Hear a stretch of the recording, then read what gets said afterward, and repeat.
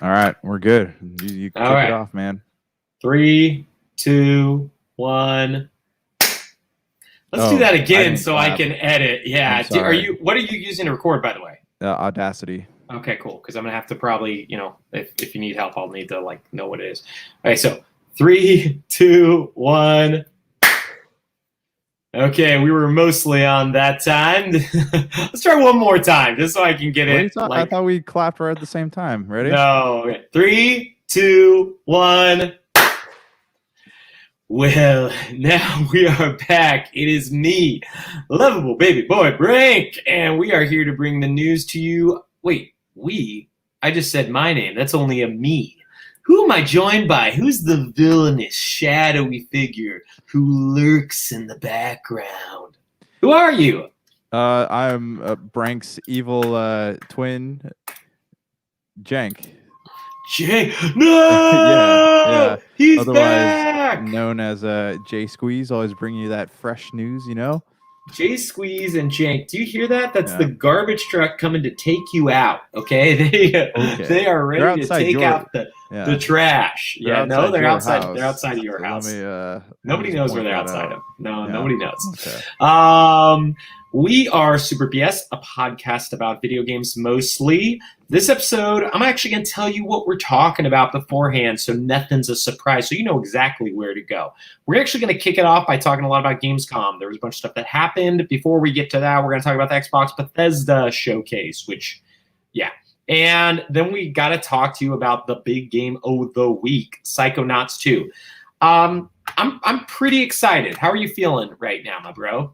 About Psychonauts 2 or Yeah, well, actually, mainly about Psychonauts 2 because that's a like national blast. But politics? What are we yeah, getting mainly into? politics. That's my favorite thing is national and international politics. Let's talk about that. That's the fun thing that all the people want to. They go Got to it. video games to.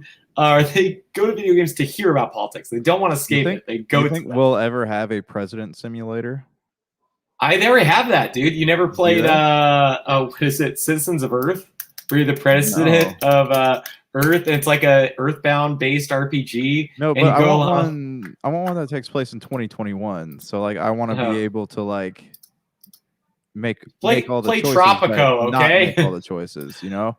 Yeah, play Tropico, man, because that will do that for you. Where you will play a dictator in Cuba. That is what a president does now in the year 2021. So they have lots of those games. Tropico. Okay, let's kick things off by not discussing politics, but by talking about maybe the most politically boring thing I have ever sat through in my life. The Xbox and Bethesda Gamescom showcase. We'll call it that. All right. Did you watch this? I didn't watch it. I just caught Okay. the highlights. So take it away, my man. Yeah, so I did watch it. I was free that day, and I was very excited for it. We had discussed last week that we were thinking that would be when Halo Infinite's release date was announced, or It was maybe they leaked would announce beforehand. yeah, maybe. No, this was the day before Gamescom. So this was like Tuesday, and then Gamescom opening night live was Wednesday. But yeah, we talked about it the week before.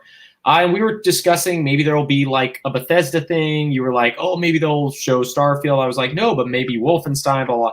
We had hopes, right? Like we kind of had hopes that there was going to be just something cool, that it was going to be a little bit better than what it ended up being, which is, I'm trying to even find a list where they discuss what was announced. And I have to put announced in quotes because I personally don't think they announced anything new besides like one indie game at this thing. It was mainly just features, like extremely long features of games that are already out or close to being out. Forza Horizon 5. They talked about Dying Light 2, Flight Simulator. So that was probably the best part was Dying Light 2 because it was fairly short and it showed gameplay. One of the biggest issues I had with this whole thing was like very little gameplay. There was 20 minutes where they spent talking about Flight Simulator, a game that's already out on both Xbox and PC. And a lot of it was about like a new flight path. And they didn't show very much. It was just people sitting in a chair talking to each other. It was almost bizarre after their E3 showcase, to be honest. You know what looks kind of cool, though? Okay, so Flight Simulator actually is the first game to have an official, like, Series X exclusive case if you buy it physically. Have you seen it? No, I haven't seen. I've seen what the case looks like because they have that coming for Forza and Halo as well. Yeah, it's pretty neat. What did look cool at Gamescom was that Into the Pit. Did you see that trailer? Oh, yeah, it's like a kind of an indie Like a FPS style game retro looking shooter. game. Yeah, it looks That was kind of one of cool. the newer things. So here let's run down what they discussed. They kicked it off with Dying Light 2, which I thought, wow, that's killer. I was really hoping that was gonna have like a Games Pass logo at the very end and be like, wow, Dying Light 2 Game Pass, that's huge. Then so like immediately I'm like, whoa, this is gonna be a good show. Like I was very, very, very excited. I thought, man, Microsoft's gonna nail it again. We're gonna get another E3. This one's gonna have a little bit more discussion. I missed that Aaron Greenberg said something along the lines of check your expectations because it's going to be, I guess he said this. I missed that. Like So I didn't amazing? Is realize that it what was he like, was getting at? it's going to be amazing. He said, Yeah, check he your was like, expectations it's gonna and be then the double them. yeah. Sony's It's, about to just go out of business. The fire sale has started. yeah, Zelda Breath of Here's the what Wild we 2's got. Xbox exclusive, Xbox first announced exclusive. here. We just bought Game Pass. Nintendo. Yeah. Croc is coming back. So, yes, Croc. That's the main thing, actually. That was how they ended the show. Everybody wants Croc. So Flight Simulator was what kind of checked my expectations because that was about 20 minutes. After that, they did a really neat little montage, which is like a bunch of Humble Games. I guess Humble Games is a publisher. They have a bunch of stuff coming to Game Pass. It's a bunch of little indie titles. One of those games I've already discussed on this podcast, Dodgeball Academia. But they showed some other stuff that's coming there. Then they showed Into the Pit, which you were kind of about. What do you think that stands out about it? I don't know. It's just like it looks fast. It reminds me of like the fast-paced gameplay of like a Metal Slug game, but more like 3D. Yeah, I mean, mean, just like, and it has like Unreal Tournament vibes to it, you know. And like I'm kind of digging that feeling. okay, speaking of Unreal Tournament, that's a good time for us to segue because we missed talking about this entirely. QuakeCon just finished, and they released Quake Remastered, which QuakeCon, Bethesda, big Bethesda showcase. Wait, who's Bethesda? Who's Bethesda? I don't even know who they are. Anyways, they just released Quake Remastered on everything, and it's free with Game Pass, of course. So Bethesda did something earlier. So with that in mind, I think this was still called, no, it just says Xbox Gamescom Showcase. So I guess they did not mention Bethesda as far as I know. I'm not 100% sure, but it doesn't seem like they mentioned Bethesda. So I missed that part. I thought Bethesda was part of this as well. So we will not be talking about any Bethesda titles at all because they did QuakeCon the week before, and that's where they announced the Skyrim remaster for $1 billion. Now, I don't know if we discussed that on here, but I do think that is funny that they're remaking Skyrim again. So I thought that the Xbox One re-release was going to be my last time playing this, but I'm kind of tempted now to buy it again. The fishing got you hot and heavy, or like what? Because they have very few things. It's not even the fishing. I just I don't know. I have such good memories of playing that game, and I guess I wouldn't mind going back to it and getting new achievements. I guess for me, the only thing that will get me to even turn it on is if because it's crazy. It's not part of Game Pass, which is very strange because it's a Bethesda thing. So, what's up? Oh, go ahead. Sorry. No, I was about to say, so if the upgrade for it is very, very cheap, like $10 or less, I will do it because there is an upgrade path. We don't know what it costs yet. So they are doing an upgrade path. That's what I heard. Like a straight up new game because it's coming out on new consoles. But there's nothing new to it besides fishing. Yeah. Skyrim Anniversary Edition upgrade path. I'm going to try to figure this out while we're here, but I believe it's not a free upgrade, but there is a way. Yeah, it says not free, but there is a way to upgrade to it. And that's the same for Game Pass subscribers. It's going to be kind of it sounds like a DLC model. For Game Pass, when you get a game on it, you don't get the DLC for free most of the time. Did you Did you ever play the Switch version of that game? I did. I played a little bit of it. It was fun, but it was not my favorite way to play it, so It I dropped was it and I've never picked it up again. so I played about like 6 hours of it, and then I got to Markarth, and it was so glitchy that I couldn't get past the main story in Markarth because it was glitched. Do you know if they ever patched it? I really don't know I much about the I Switch title. I don't know. I got frustrated, and then I traded it in when Mario Odyssey came out. Oh, okay. Yeah. Yeah, I got that as a gift. I played about 4 hours of it. I realized I was like, one, I just don't care as much about Skyrim as I did in 2011, where I dumped 100+ hours into it, got Yeah. every achievement. I think I was at like 180 hours in that game, and that was at like a time in my life when I actually had time to play games, like massive Yeah, amounts of time. yeah. There's, I mean, I don't want to turn this show into the Skyrim show, but there are things I liked a lot about Skyrim originally that I do not like now that we are 10 years out, and they are not concerned with fixing those things. I feel like even at the time, the combat was not incredible. It felt Mhm. very much like you're swinging a knife at butter, and nothing felt like it landed. Nothing felt really Well, like there was. that's how Morrowind was. Remember, they didn't even like have sound effects when you were hitting people. It just kind of you had to look at the health gauge to see if it was going down. Yeah, for sure. That doesn't excuse, though, the fifth version of that game and then No, a definitely eight-year-old not. It was just remake or like whatever. it was nice to actually be able to hear yourself swinging a weapon as opposed to like Well, they did that stuff in Oblivion too. Oblivion and Skyrim's combat is very, very similar. The only difference, I believe, is in Skyrim you can just dual wield everything. If I remember yeah, correctly, everything's yeah. equipable There's on each not hand. yeah. If you notice too, there's not a lot of like graphical increase between the two games, which was kind of sad. Yeah, I mean, well, yeah, I mean that's like I said. We could talk about Bethesda all day. They have a lot of issues. I am glad that they're purchased by Microsoft. Hopefully, this new engine that they built looks better and plays The better and runs better. Yeah, I thought Super BS stands for the Super Bethesda Stuff Cast. Sure, that's what it is. I mean, that's what it should just be is Bethesda, Skyrim, Assassin's Creed, That's and Final Fantasy because those are the only three things we exactly. discuss. All right. So we're Anyways, settled. We're moving in a new direction, everybody. yeah, we're Thanks for essentially a tuning in. fan cast for three things where we Yeah, talk about all of our problems with those final things. fan cast. Final fan cast. I'm sure there's a fan cast for Final Fantasy. You could That's probably actually make it with so that's a many good things. podcast name. Final fan cast. Fan It cast. probably already exists, It but doesn't exist. The Final Empire Fine Cat. delete this Fan episode. cast. Delete this episode. We gotta get that name. We gotta TM this stuff right away. All right. TM. Age of Empires 4, back to the Xbox Gamescom showcase, Xbox Bethesda, whatever. I don't even know what the title of it was, but whatever it was called, back to that showcase.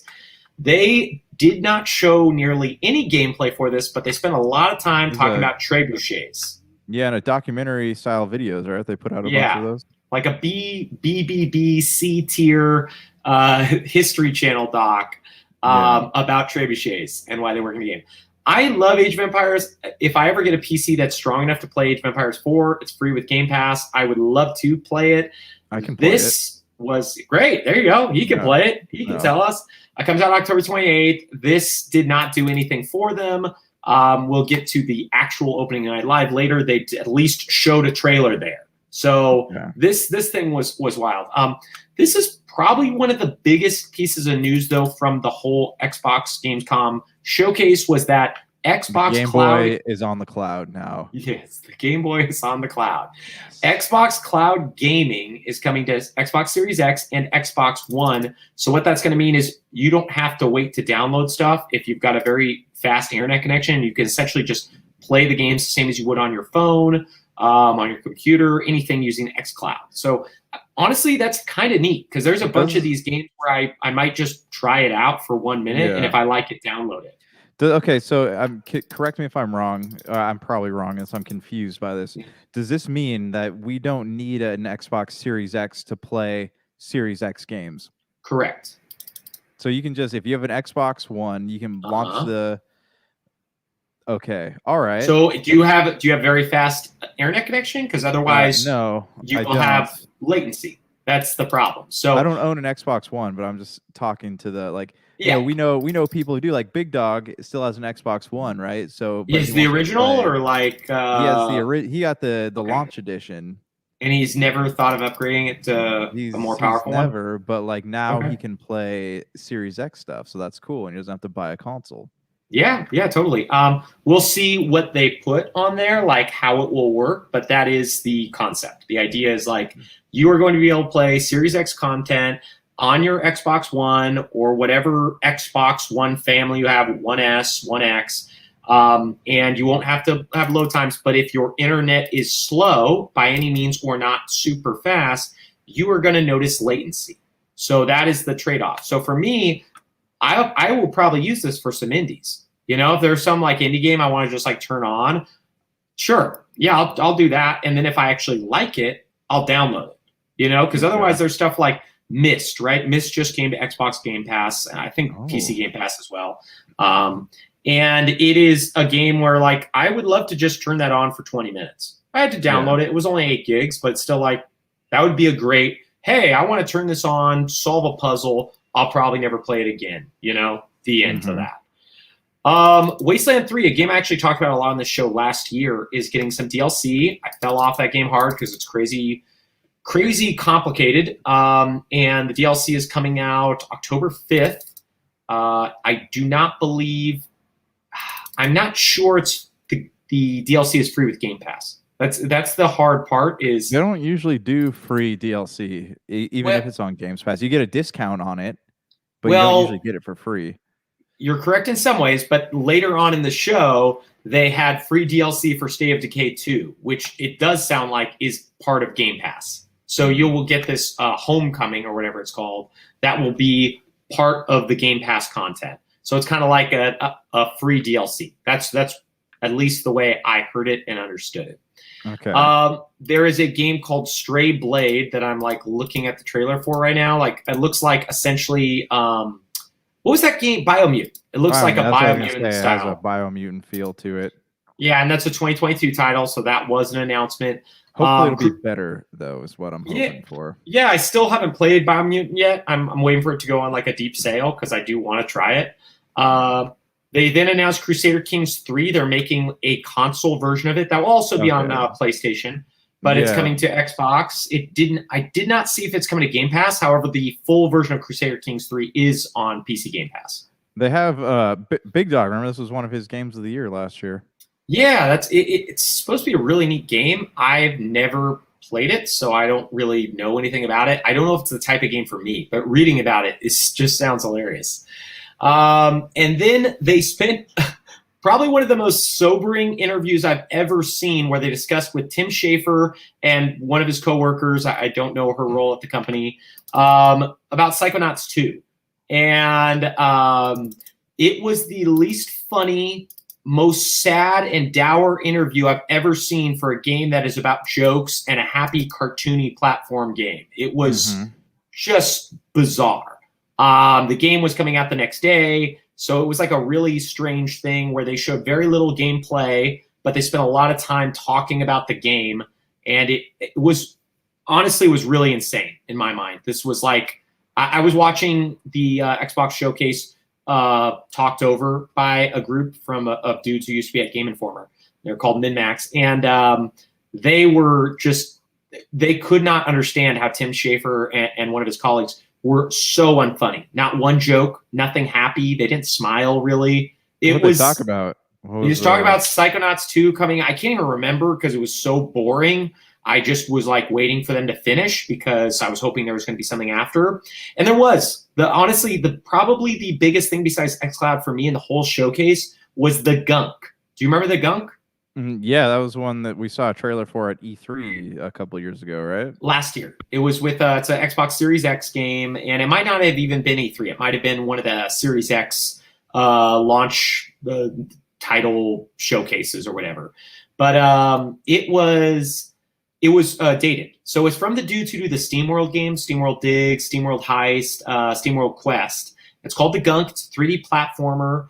It's coming out in December. I don't know what it will be like. The video didn't look very fun, but that company has not put out a game I don't like.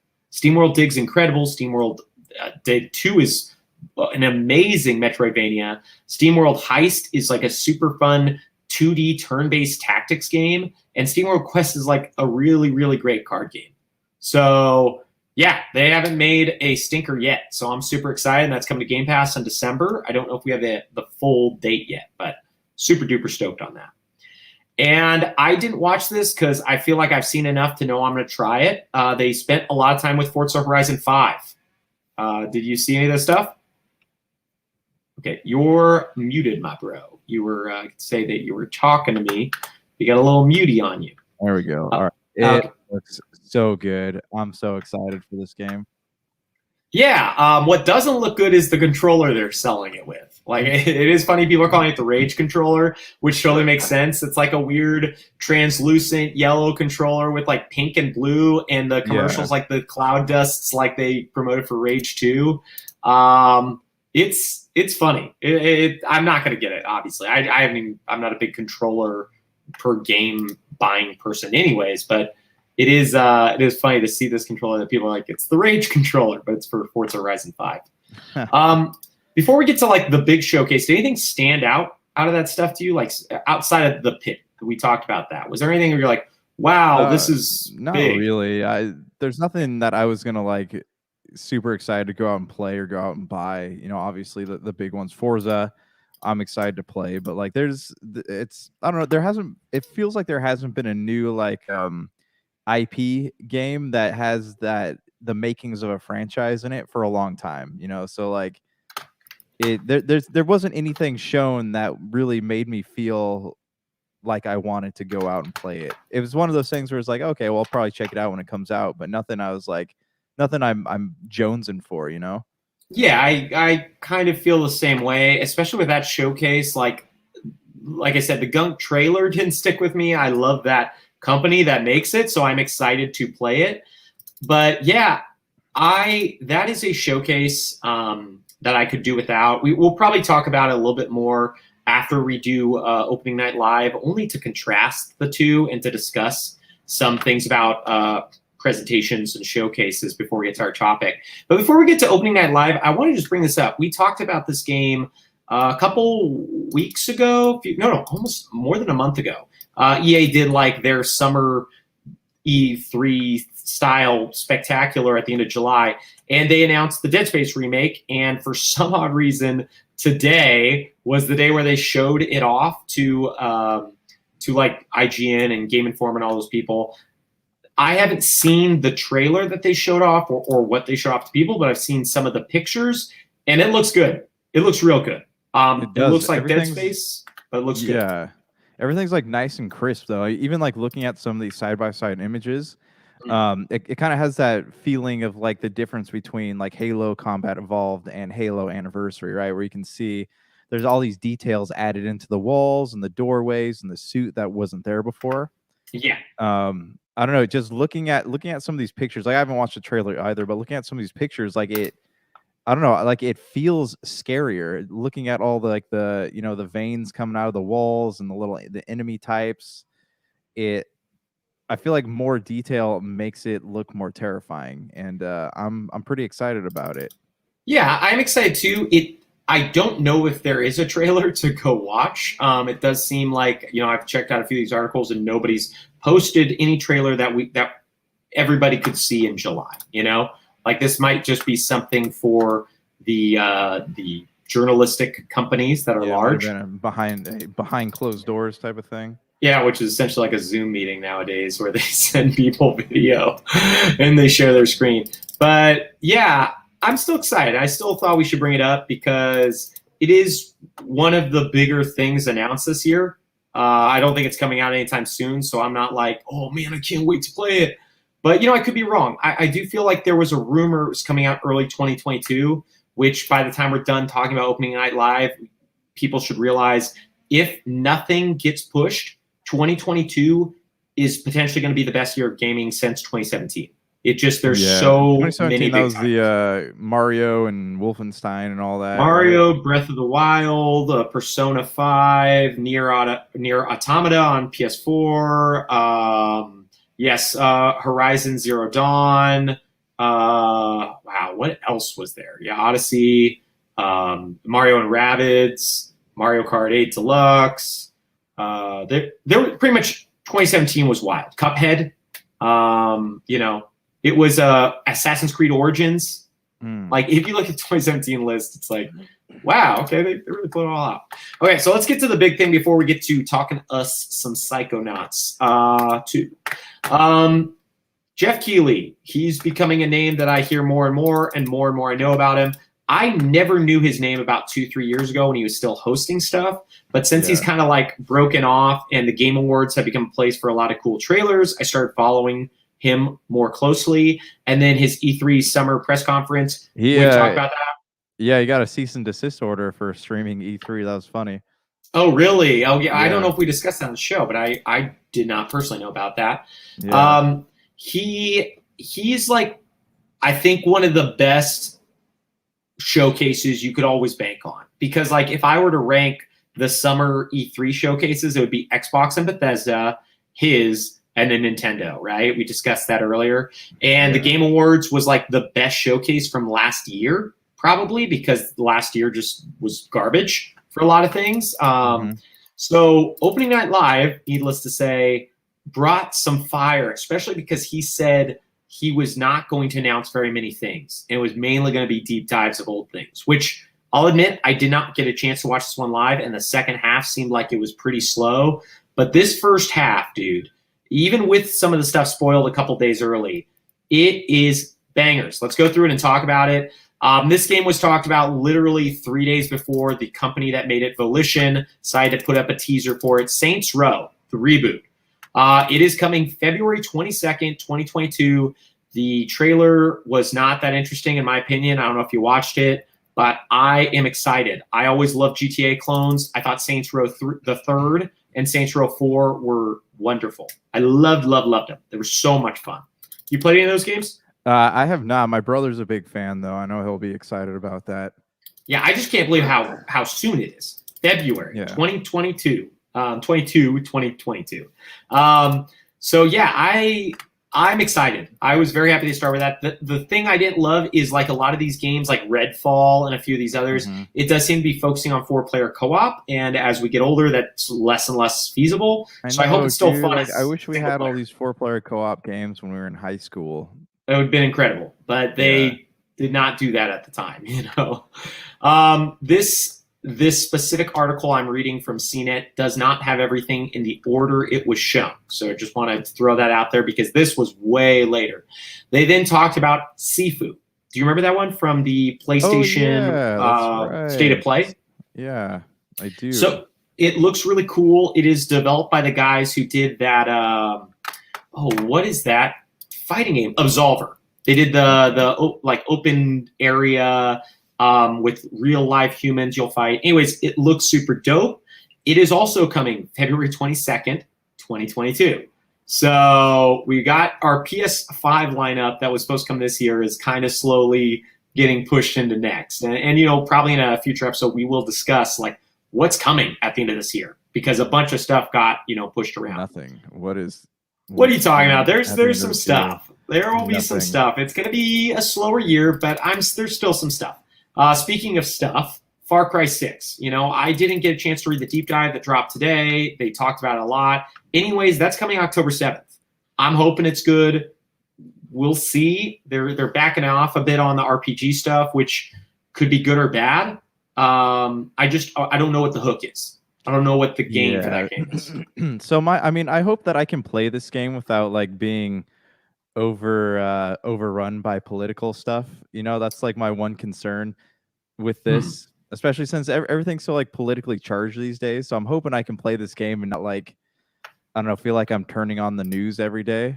So if you are, I think it's going to be interesting news because the whole game should be about overthrowing a dictatorship where they are literally putting people's lives and essentially imprisoning them and doing hard things to them. So if it is trying to make a political message, man, this is wild to do it at this time in history. Yeah. So because from what I've read that it has a lot of like I guess American political stuff in it. So I mean, we'll see. I definitely yeah. think, the colloquial term woke, I think you're going to see a lot of that style of political messaging inside of Yeah. it, to varying degrees. But about like, turn on your government if they're locking you in your house or putting you in prison, I don't think Oh, they're going to yeah, no, touch no, those that's things. yeah. Because that's so we'll see. We will literally find out. Yeah. I don't know if Yeah. I'm picking it up day one. I'm going to wait to see what the reviews come in because, like I said, taking out the RPG elements, I don't know what the hook's going to be, and it's kind of a bummer Right. too because like I liked Far Cry 4 a ton, and we discussed this on the podcast. I did not like Far Cry 5 very much, and I hated Oh. the progression system. Yeah, I enjoyed that game. Like Yeah, I remember. I We like there's old Super BS. We talked yeah. about it at great length. You and Can Dr. we talk Donna. about it for another hour? Is that okay? Like Well, yeah, we'll add it to the I Ubisoft would like corner. yeah, I would like another hour of this. No, Far Cry but not forgotten. Tell me what you actually liked about 5, though. I What I was like fun to you? the setting was fun. I liked the wilderness. I liked the being in Did you the play 4? Montana wilderness. Yes, I did play 4. It's Well, I mean, all the Far Cry games have had fun settings. There's just something about being in Montana, and like that whole setting was fun to me because I've been there. Yeah, it is really neat, but when you like look at it outside of where they tell you it's taking place and like the thing it's trying to be based on, It's it repetitive, feels yeah. it also feels like everywhere else. Like if you go to the Himalayas, you're like, wow, this is cool. It takes place in the Himalayas. But if you look at Montana and the Himalayas in the Far Cry games, they're pretty similar outside of the building designs and the way some of the mountains are laid out. So they both have that like river thing. My biggest beefs with that game, and I don't want to go too deep into it again, is I thought the progression system, which was bad, which is kind of scaring me with 6, them saying they're taking out more RPG elements because they made it perk-based progression where you had to do certain things to unlock things. And then I also thought it lacked a real focus where it was just like, go do stuff, and then the bad guy will show up and you'll do the stuff to him, and everything felt pointless. But that was my opinion. I did think it was fun being in Montana for a bit, but I don't think it solved those other issues that they had. And I think those are real issues that I don't know if the setting of Cuba is going to take care of. We're going to have to see what they do. Yeah. Yeah, I mean, I'm still gonna play it. I'm excited about it. I just like you're getting it no matter what, even if it comes out and everybody's absolutely. like, this is a 7. Yep, I'm gonna buy You're getting like day 10 one copies of it. I'm gonna send No, 9 no. of them off to WADA to be graded, and it's just gonna be great. We didn't even get a chance to talk about this episode. We're gonna have to find a different time to discuss it. But that WADA grading, potentially scamming thing that's going on is. I know. I was watching some video about it. Yeah, there's like some documentaries on it. We'll discuss that in another episode when we get back to our Retro Rally Roundup because that is some wild stuff. Anyways, back to Opening Night Live. They talk about the game that had been rumored that I don't even think we've discussed on this podcast because the rumor was just like, hey, this is probably what's going to happen. There is a Marvel XCOM-like game coming out called Marvel's Midnight Suns. Firaxis, the company that makes XCOM, has said it will not share anything with XCOM, but it is still supposed to be a turn-based tactical game. So I have a feeling it's going to play very similar to XCOM, just with no permanent death. You can't, your character, Wolverine's not going to die in it and then never be able to play again. But we'll know a ton more about that game literally when this podcast goes up. They are going to do a gameplay trailer finally tomorrow, September 1st, the day you're listening to this. So right now all we saw was a cinematic. Looks like it could be cool. I think their costumes are crazy dorky. I don't know if you're looking at the picture I'm looking at. They're so like robotic. It's cool. Oh, I hate that. That reminds me, especially the girl in the front, Hunter, is she just reminds me of Immortals Phoenix Rising, like after they redid it and it was like the worst art style and stuff. So we'll see. Yeah. I low hopes, but I mean I love the XCOM game, so I think that the gameplay will be good. But I don't know anything else about it. Finally, mid-show, we got the thing that I was like, and I think I said this on the podcast last time. I was like, you said maybe Halo might be announced at Opening Night Live with Jeff Keighley. I said, no way, that'd be the stupidest thing ever. Microsoft would never do it. So I apologize. I am the dummy here. Halo Infinite, they announced a Halo console that's coming out in November for some odd reason. And then they announced a Halo, I think, Elite Series 2 controller. which is also coming out same time as console. And then they announced that Halo Infinite, without campaign co-op and all that stuff, but the multiplayer and the single-player campaign are dropping December 8th, which I think, one, I'm so happy they dated it because I think it's probably going to hopefully come out this year now. Yeah. But I do think they wanted it earlier. I don't think they would have planned that console and that controller to launch the game a week or two later. Yeah. Well, it's still incomplete too. You know, I feel like there's Yeah. probably a lot more work they wish they had time to do on it. Yes, this is something that I am hoping we don't see it as being rushed out the door, but all signs are pointing to it being rushed. It's going to end up being like the Master Chief Collection, right? They're going to keep fixing it as they go, and eventually, you know, a year later, it's probably going to be like one of the most amazing games ever made. Yeah, I worry, like, I still love the Master Chief Collection. I did not have the same problems as all the reviewers, but I worry that if they release it in the state they released the Master Chief Collection, where reviewers still say that game is garbage because of the way it came out, it had some multiplayer bugs, that people will be up in arms and get their pitchforks. So we'll see, man. We'll see what happens. I wonder if it would have been smarter to push it back. I don't know. I'm just hoping the campaign's fun, and I'm excited to get to play it this holiday. Yeah. Yeah, so, speaking of things that have been pushed back and why 2022 is seeming to be crazy, especially February, Horizon Forbidden West, they finally clarified that it will not be coming out this year like they had said. Yeah, we had a feeling that was going to happen, though. Yeah, we discussed on the show. We knew it was going to happen. It was funny, though, to see them like say, hey, guys, we got some exciting news, blah, blah, blah. And people are like, oh, dude, it's coming out this year. Like, we were all wrong, da-da-da-da, because that rumor was like a month or two old. Like, it's coming out February 18th, 2022. Now, just to put this into perspective, we've already discussed two other games coming out February 2022, Saints Row, Sifu, and then you have Elden Ring coming out in January of 2022. Yes. So we've got like a ton of stuff all coming out at that same time. Like 2022 is gonna be wild. Off the chain, as the kids say. Oh, those kids love that chain saying, man, because they all wearing chains. The drip, man. They got that drip. Now, nice. I like that saying. CNET conflates the Xbox Gamescom showcase that we discussed earlier with the opening night live. So I think the Forza Horizon 5 stuff that they discussed is actually from the previous Xbox showcase. They did talk about Teenage Mutant Ninja Turtles Shredder's Revenge, which does look awesome. And they're adding April O'Neil to it. Yeah, is that just the old arcade game? No, this is a brand new one made by the guys who made Streets of Rage 4. Oh, awesome. .emu. Yeah. 4-player couch co-op, probably online co-op. I don't know. It would be kind of strange if it didn't have it. And then there's a couple that are sticking out to my mind, but the CNET article doesn't have everything announced at opening night live, so I'm going to go with my brain because I trust a little bit more.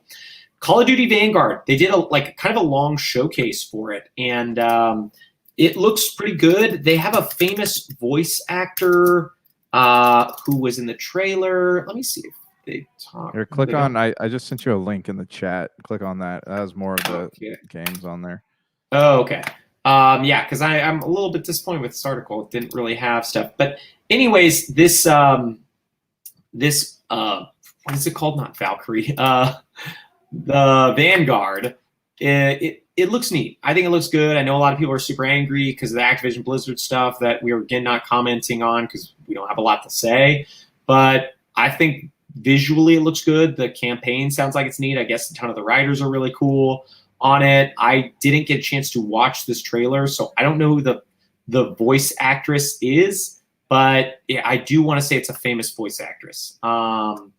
So yeah, that's cool. And then they showed the Lego Star Wars Skywalker saga. I guess that's been like 2 or 3 years in the making because it's all of the Lego Star Wars stuff. And actually, I watched the trailer for it. It looks really good. Like I've never wanted to play a Lego game before, but this one looks good.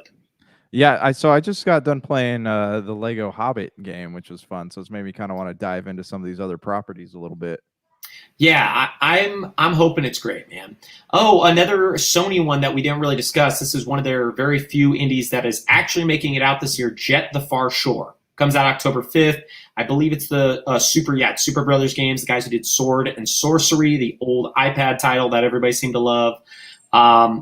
There's some neat stuff. Wait, what is this? Is this like this looks interesting?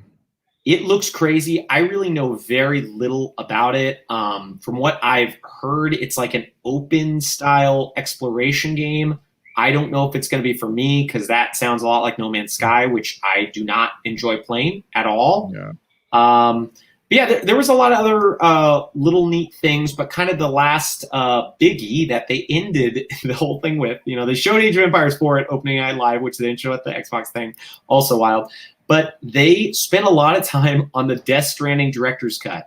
And there's like this running joke that Jeff Keighley loves Hideo Kojima. And he was the guy who showed off the original Death Stranding trailer and all stuff. So it is funny that he spent time on what's essentially like a DLC pack with upgrade graphics for a game that came out that not many people cared about. That's released in September. Well, I mean, they're buds, so of course we're gonna see that coming down. Yeah, it is funny though. They ended the show with something kind of as weak as that. That was right. I mean, during what was it, E3, right? He got, or the Summer of Gaming, he got a whole 15-20 minute segment on Death Stranding.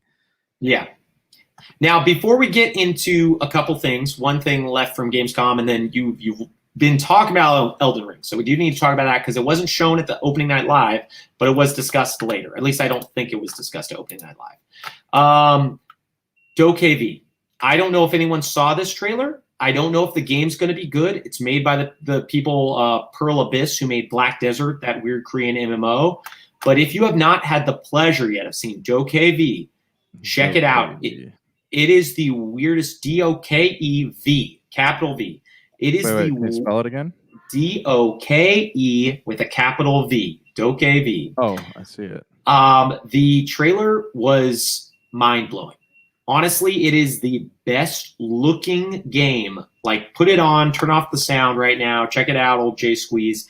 It's the best looking game I've ever seen, and it has the most animation I've ever seen, character animation and movement. Jeez. And it is a game where it feels like anything is possible. It's supposed to be a open world Pokemon that was originally supposed to be an MMO, but it sounds like it might just be open world with friends. They haven't really gotten too deep into it.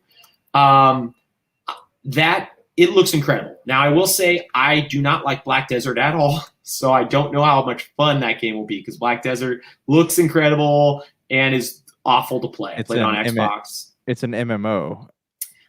They have gone back and forth on whether it is an MMO or whether it is an open world game. So, according to the DokeV website, it is an open world action adventure. There is no discussion of the word MMO.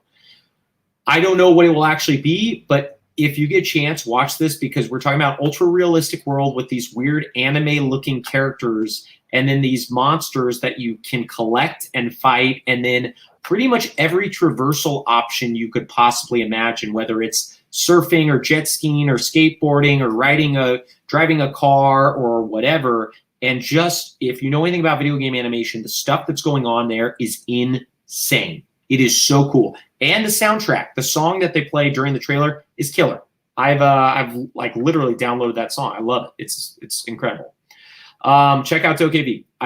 Honestly, it was my favorite thing outside of them finally announcing Halo and finally announcing this Marvel XCOM game. DokeV was my favorite thing from Opening Night Live. We'll have to keep our eyes on it, see what's what when it comes out. Yeah, before we get on to the stuff that was discussed at Gamescom but wasn't really part of Opening Night Live, what was your favorite announcement from Opening Night Live? I already told you mine, DokeV, dude. It so cool looking. Well, okay. I don't know. I'm stoked on Halo. It's nice to see Horizon get a release date.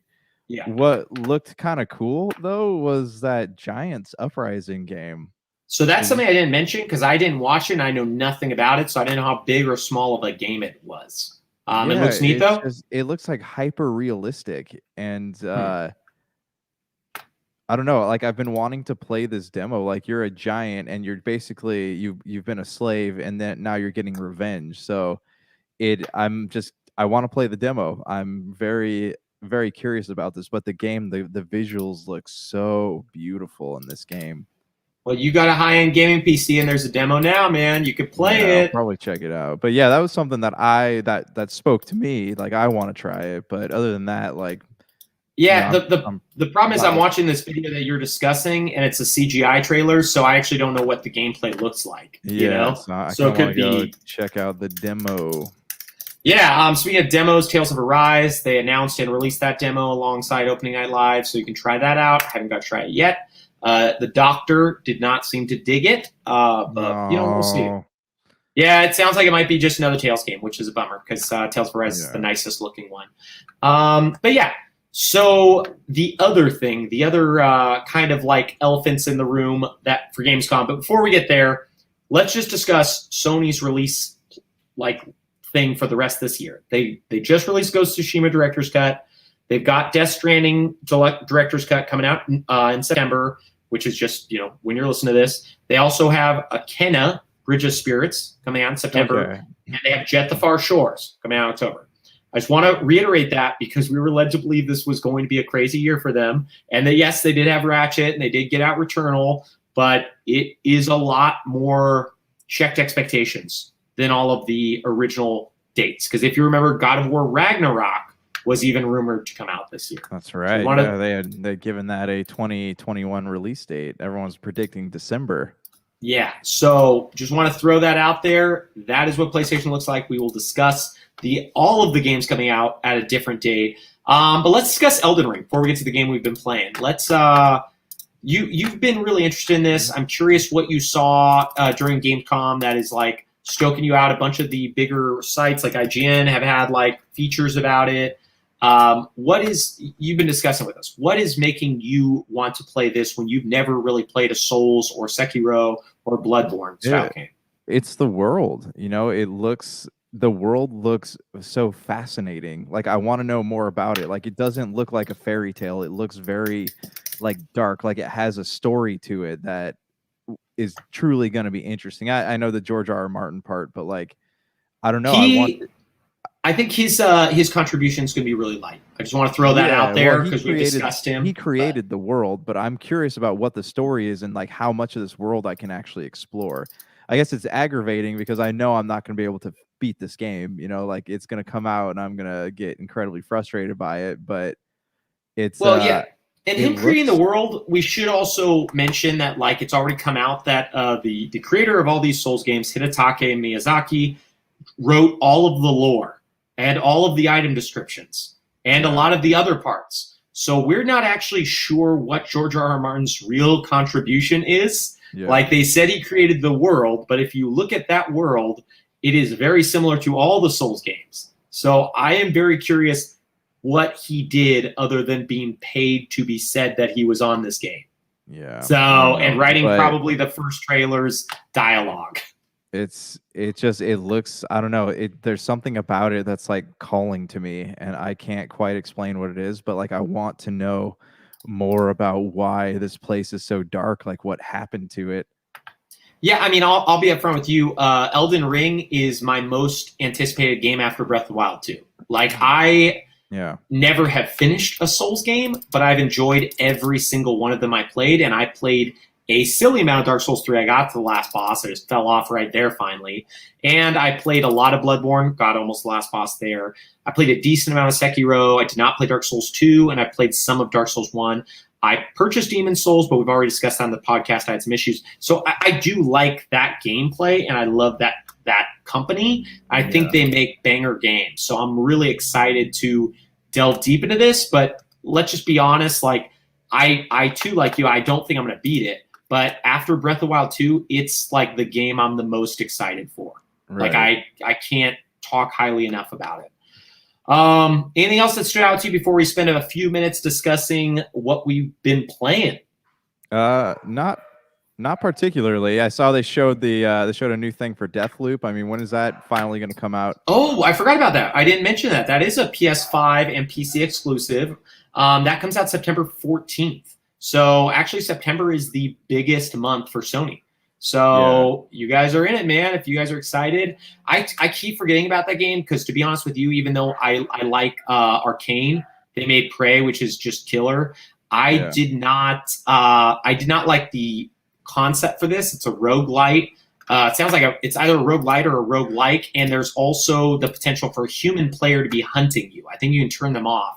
But it's like, that doesn't sound the most appeasing to me. Is like, oh, there's going to be a person who's trying to kill me the entire time while I'm trying to do these 8 hits in one run. Like, I really struggle with roguelikes. Roguelites, if the progression system's deep enough, I'm always for it. But roguelikes, like, it's a game that I'm hoping my brother-in-law buys, and I will try it out. You can play it for free. Yeah, like Returnal, a game that I played one night for 1 hour. I was like, oh, it performs okay. It's not for me. And shut it off. Never want to play it again. Yeah. Yeah, man. Well, let's get to it because we don't have a ton of time. Psychonauts 2 came out during opening night live. It came out that same day. It is part of Game Pass. It is also on PS4, not PS5. They didn't give it an upgrade there because that was part of their agreement. It also came to PC. It was originally a Fig crowdfunded game. Do you remember Fig? No. Fig was the platform that I believe Tim Schafer was part of creating, where you could invest in games. You wouldn't just like give them money like Kickstarter. You would invest in the titles, and if they made money, you could get money back.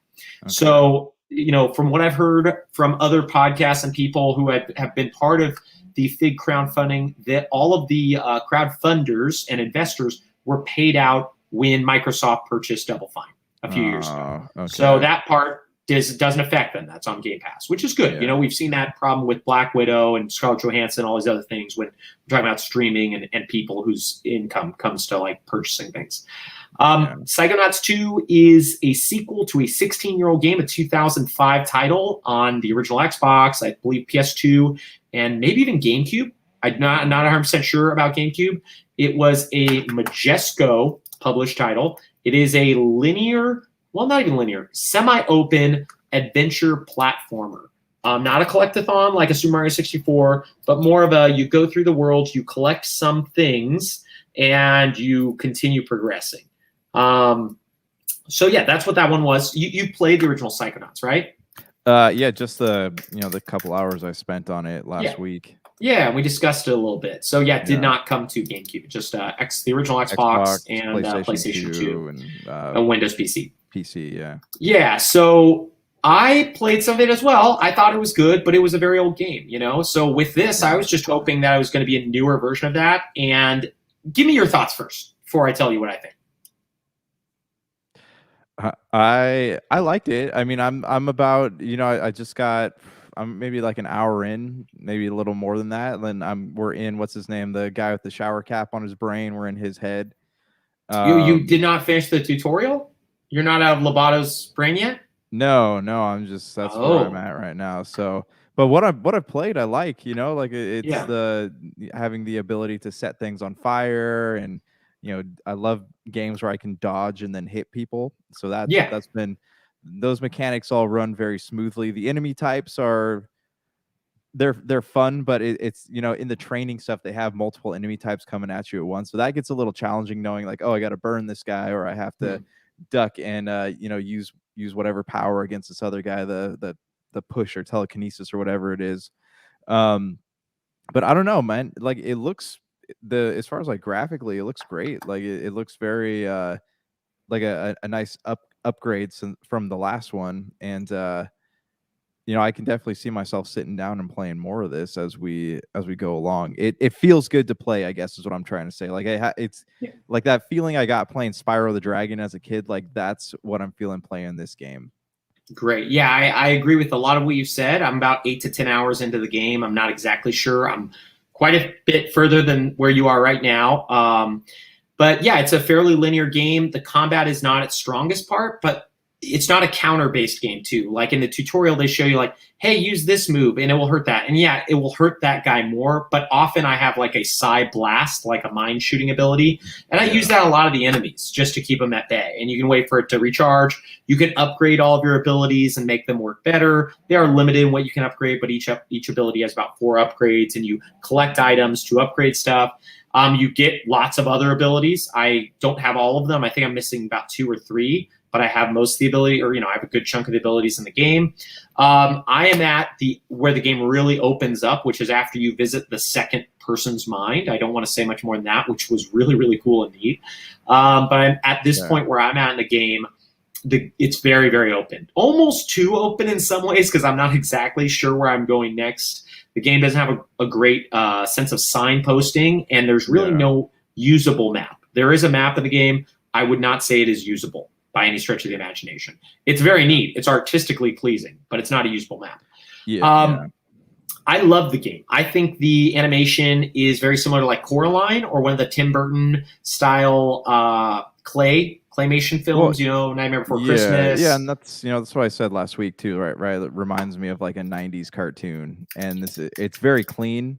As far as the way that it looks, there's not a lot of like rogue pixels going around.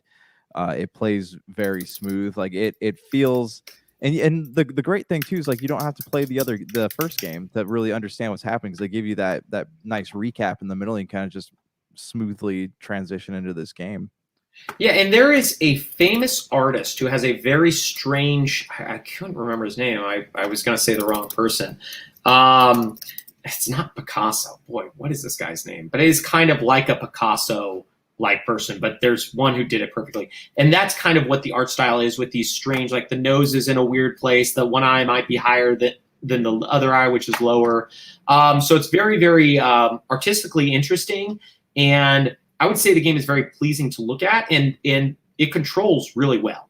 I will say that. I think for a game that could have easily been trash, I mean, this has been in development for 6 years, had loads of issues. Thankfully, Microsoft came in, swooped up, and got them, so they had some money so they could do stuff again. So it now has the feeling of like, hey, we've got something good. So I think it plays well. I think it's very fun. It's pretty funny too, and it's just an enjoyable thing. Honestly, it's probably in my top 5 games of this year. Nice, that's high praise. Yeah, I mean, this year has been a little bit weak, as we've discussed. I don't know if it'll hang, but I do plan on seeing it to the end. The only thing that makes me question that is I've heard it's extremely long, like 40 hours long. So I was just reading. I just looked on Google. People are saying it's like 12 hours. Psychonauts 2? Yeah. That's totally possible. Yeah, people are saying 12 hours. Okay, because I am. Let me see where I am. Because I'll tell you. Are there like side quests you can go and do, or? There are a lot of side quests. I'm trying to find out. Let me find a walkthrough real quick, and I will tell you, because I have played it for about at least 6, but I think closer to 10 hours. And I am It's really annoying because they make it really tricky to find like a list of like where, like the mission order, if you will. So I'm gonna go off of this, which is I am less than halfway through the game. Okay. So, I mean, it's possible if you beeline it, because you don't need the upgrades and you don't stop and look at anything and you just keep going, that you'll get there, really quick. But boy, the internet is so poorly designed sometimes, man. I have when you put a Psychonauts 2 walkthrough and they don't have a list of any of the levels or anything going on, and it doesn't tell you anything. Well, it's probably because they're still playing it. I've encountered that with some games where they have a little bit left, but you can tell they're still like in the middle of putting it together. I mean, I guess, but a lot of these people already finished the game. So, okay, finally, I found it. So yeah, I am less than halfway through the game, and I played for about 10 hours. So you could rush it, but I would realistically expect to play about 20, 25 hours at minimum. I don't know who's playing for 12 and finishing it unless you know where to go and exactly where to go, and just go to those points exactly and run through every other part, and don't try to get anything. Yeah. Because you can collect things like figments and cards and all these things to get more powers and upgrades, and that's fun. So it would be strange to like play a game like this and be like, I don't want to do any of that. I just want to run through this. And maybe that's your thing. Maybe you just want to see the story. Some people like that, man, Yeah. That ain't me. Okay, bro. We will probably talk a lot more about Psychonauts 2. We're running a little bit longer than we both planned. Do you have anything to add before we hit the dusty trail and come back next week with more kind of what we're playing and get back to the old swing of things? No, I mean, I'm gonna play some more Psychonauts 2, and get on my level, bro. Yeah, seriously, I'll just have to spend some more hours on there, and hopefully I'll be able to dive into some more Games Pass stuff. I know I downloaded a few things. I'll have to check. Did you ever try the Ascent? No, I haven't yet. I don't know. I've been waiting for someone to play that with, so I'll check. I'll do the single player. Yeah. Well, before we do Game of the Year, you should at least try that game. You might dig it. Okay. I think you should go way before because I don't want it to cloud your judgment. Okay, my bro. All right. I mean, nice palate cleanser. Yeah. Okay. Well, we are over and outie. Peace. Thanks, man. Sorry, I didn't know if you need to go or. No, you're good, dude.